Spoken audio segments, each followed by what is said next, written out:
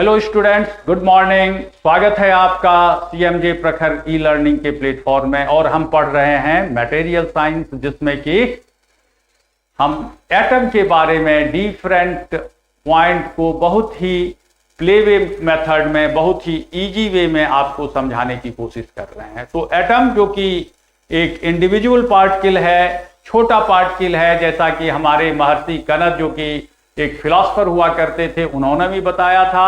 और इसके बाद डेमोक्रिटस और ल्यूसिपस ने भी इसे एम्फसाइज किया था। बाद में लावोजियर एंड प्राउस्ट ने भी इन्हीं बातों को का समर्थन किया था। इससे आगे आते हुए हम देखते हैं कि जब हम एटम की बात करते हैं तो इसमें दो कंसेप्ट आता है, एक एटॉमिक नंबर का और एक मास नंबर का। और साथ में हम एटम को इंडिविजुअल तो कहते हैं, लेकिन इसमें कुछ फंडामेंटल पार्टिकल भी मिलते हैं हमें, जिसमें इलेक्ट्रॉन, प्रोटॉन और न्यूट्रॉन, तीन basic particle, fundamental particle, important fundamental particle हैं, जिसके बारे में हमें 9th-10th स्टैंडर्ड में समझ लेना चाहिए। तो हमारे पास अभी जो पार्टिकल आ रहे हैं उनका नाम हम दे देते हैं।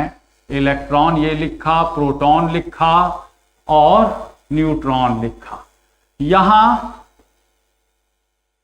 हम चार्ज और मास की बात करेंगे, लेकिन यह हम रिलेटिव चार्ज और रिलेटिव मास की बात करेंगे। अभी हम एब्सोल्यूट चार्ज की बात नहीं करेंगे। यह रिलेटिव चार्ज क्या होता है और रिलेटिव मास क्या होता है। रिलेटिव तो आप समझते हैं, विच इज इन रिलेशन। तो रिलेटिव चार्ज की यदि बात करें, जैसे मैं एग्जांपल देता हूं आपको, Ram and Mohan are two friends. Ram scores 50 marks in math and Mohan scores 100 marks. Ram ने 50 लिए और इसने, मोहन ने 100 मार्क्स मैथ्स में लिए। तो 50, 50 और 100 ये एब्सोल्यूट नंबर है जो कि उन्होंने स्कोर किया है। और यदि हम रिलेटिवली देखें तो ये यदि 1 है तो ये 2 है। This is called relative. यहां पर यदि हम चार्ज की बात करें, रिलेटिव चार्ज की बात इलेक्ट्रॉन की करें, तो इलेक्ट्रॉन का रिलेटिव चार्ज -1 है, प्रोटॉन +1 है और न्यूट्रॉन के ऊपर 0 चार्ज।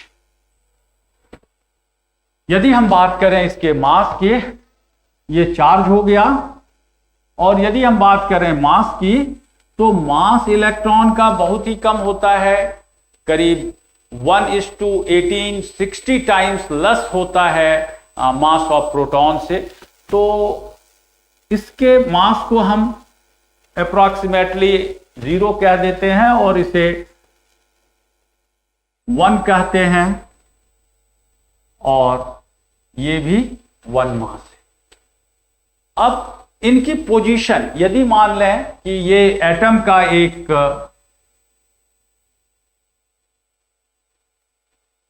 हम आउटलाइन बनाते हैं कि एटम इज सर्कुलर या स्फेरिकल, तो इस स्फेरिकल में प्रोटॉन और न्यूट्रॉन ये न्यूक्लियर पार्टिकल हैं और ये न्यूक्लियस में रहते हैं। प्रोटॉन एंड न्यूट्रॉन कहने का मतलब ये सेंटर ऑफ एटम में है, न्यूक्लियस में है, और ये कंट्रीब्यूट करता है मास को। रदरफोर्ड ने अपने एक्सपेरिमेंट में इसे प्रूव किया था, जो हम अगले क्लास में सब्सिक्वेंट लेक्चर में आपको रदरफोर्ड एक्सपेरिमेंट की चर्चा करेंगे। लेकिन अभी हम सिर्फ एटम के कैरेक्टर के बारे में, एटम के कैरेक्टरिस्टिक्स के बारे में बताना चाहते हैं। तो इन बातों के लिए हम सिर्फ अपने आप को कन्फाइन कर रहे हैं कि centre of atom is called nucleus and it contains proton and neutron and electrons are moving on the boundaries like planets are moving around the sun. तो ये एक कंसेप्ट है जो कि आज की डेट में भी प्रिवेल करता है। यहां पर प्रोटॉन और न्यूट्रॉन हो गए और इलेक्ट्रॉन इसके बाउंड्री पर हो गया। अब नंबर ऑफ प्रोटॉन और number of electron are equal in an atom, so that atom is electrically neutral. यहां पर यदि मान लें हम एक पर्टिकुलर एटम की बात करें, से नाइट्रोजन की, जिसका atomic number H7 and mass number H14, तो ये 7 जब हो रहा है एटॉमिक नंबर, तो यहां पर एटॉमिक नंबर कहने का मतलब, यदि हम इसे और भी एम्फसाइज करें और भी इसे हम अच्छे से देखें, तो एटॉमिक नंबर की हम एक डेफिनेशन भी डेवलप कर सकते हैं। Atomic number is number of proton और number of electrons of an atom, and for an electrically neutral atom both are equal and its value should be, total value algebraic sum should be 0। तो यहां पर हमने atomic number यदि 7 कहा, क्या होना चाहिए? प्रोटॉन का नंबर 7 होना चाहिए और इलेक्ट्रॉन का भी नंबर 7 होना चाहिए। 7 इलेक्ट्रॉन एंड 7 प्रोटॉन। अब हम बात करते हैं मास नंबर की। क्या होता है मास नंबर? जैसा मैंने पिछली क्लास में बताया था और यहां पर भी लिखा हुआ है कि मास कंट्रीब्यूट किया जाता है एटम में बाय प्रोटॉन एंड न्यूट्रॉन।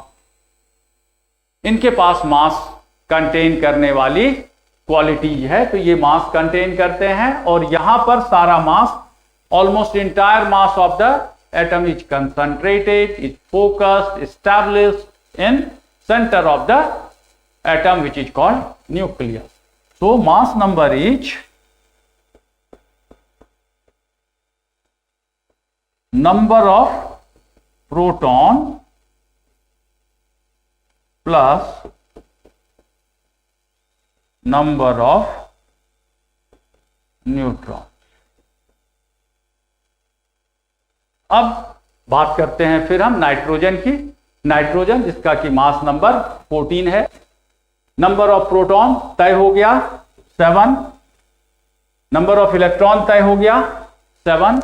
अब बात आती है न्यूट्रॉन की। तो नंबर ऑफ न्यूट्रॉन कितना होगा? टोटल है 14, 7 प्रोटॉन हो गए 7 यूनिट, तो 14 minus 7 this is equal to 7। So number of neutron is also 7। अब हम जब बात करते हैं ये 7 7 7, सुनने में तो बहुत आसान लगता है, जैसे 3 to the 6, बहुत आसान लग रहा है, लेकिन यह इंटायर फिजिक्स को गवर्न करता है। यह नाइट्रोजन जो है यह एक स्टेबल एटम है। क्यों स्टेबल एटम है? क्योंकि इसमें प्रोटॉन और न्यूट्रॉन दोनों इक्वल है, तो यहां टूट फूट नहीं होगी, दोनों बराबर कंट्रीब्यूट कर रहे हैं। फिर टूट फूट किसमें होगी? जैसे आपने सुना होगा कि यूरेनियम एक बड़ा आइटम है, उसमें न्यूट्रॉन और प्रोटॉन बराबर नहीं होते, और यह रेशियो जहां डिस्टर्ब हुआ 1:1 से अलग हो गया, वह एटम स्टेबल नहीं होगा। और यहां से ही रेडियो एक्टिविटी का कंसेप्ट शुरू होता है, जिसके लिए मैडम क्यूरी और प्रोफेसर क्यूरी को नोबेल पुरस्कार मिला था। नोबेल लॉरेट थे वो, क्योंकि उन्होंने रेडियम में देखा ऑटोमेटिक लाइट, और उस लाइट के कॉज को ढूंढते ढूंढते उन्होंने एक कंसेप्ट डेवलप कर दिया रेडियो एक्टिविटी का, और इस रेडियो एक्टिविटी के कंसेप्ट पर उन्होंने बहुत बड़ा एक खोज कर दिया। ये रूट में है, ये जड़ में है। इन बातों को आप यदि समझ लेते हैं कि यूरेनियम ही क्यों टूटता है, क्योंकि ये नाइट्रोजन नहीं टूट सकता है, इसमें जितने प्रोटॉन हैं उतने ही न्यूट्रॉन है। तो ये एक स्टेबल एटम। अब हम बात करते हैं